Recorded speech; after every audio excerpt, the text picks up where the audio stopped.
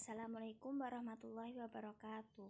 Saya perwakilan dari kelompok 8 yang beranggotakan 1. Bahru Naja, 2. Muhammad Arif Alifuddin, 3. Yolanda Puspitasari akan mempresentasikan hasil dari diskusi kami yang berjudul Pola Hidup Pancasila sebagai Dasar Nilai Pengembangan Ilmu.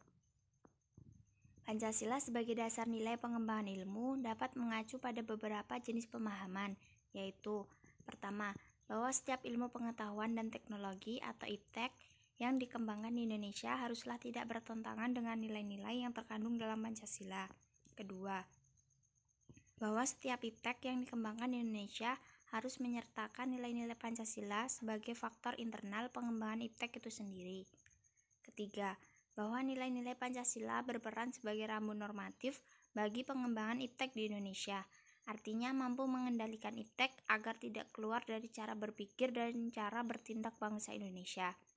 Keempat, bahwa setiap pengembangan IPTEK harus berakar dari budaya dan ideologi bangsa Indonesia sendiri, atau yang lebih dikenal dengan istilah indigenisasi ilmu atau mempribumi-kan ilmu. 1.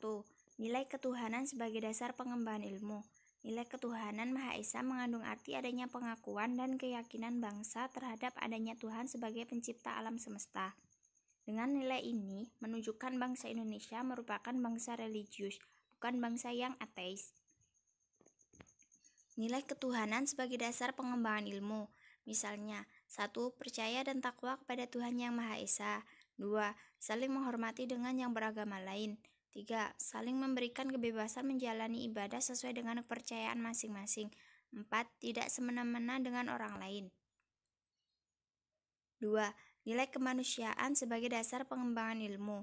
Nilai kemanusiaan yang adil dan beradab mengandung arti kesadaran sikap dan perilaku sesuai dengan nilai-nilai moral dalam hidup bersama atas dasar tuntutan hati nurani masing-masing, dengan memperlakukan sesuatu hal sebagaimana mestinya.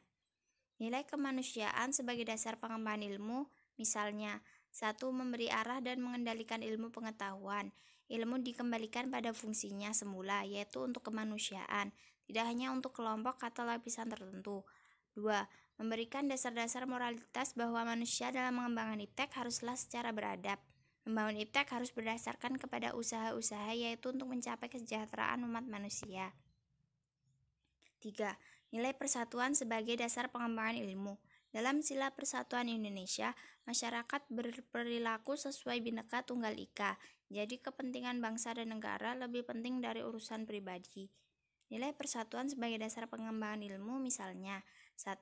Nasionalisme atau cinta bangsa dan tanah air. 2. Menghargai dan menghormati antar sesama. 3. Menggalang persatuan dan kesatuan bangsa Indonesia. 4. Menumbuhkan rasa senasib dan sepenanggungan. 4. Nilai kerakyatan sebagai dasar pengembangan ilmu. Pancasila pada sila keempat adalah penjelasan negara demokrasi.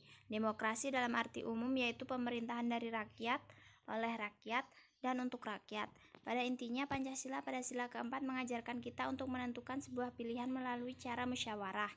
Segala keputusan yang diambil dalam musyawarah harus dilandasi Pancasila. Nilai kerakyatan sebagai dasar pengembangan ilmu misalnya 1. Mendasari pengembangan IPTEK secara demokratis. Artinya setiap ilmuwan memiliki kebebasan untuk mengembangkan ilmunya, tetapi juga harus saling menghormati dan menghargai kebebasan orang lain. 2. Bermusyawarah sampai mencapai mufakat, diliputi semangat kekeluargaan. 3. Mengutamakan budaya bermusyawarah dan mengambil keputusan bersama. 5. Nilai keadilan sebagai dasar pengembangan ilmu.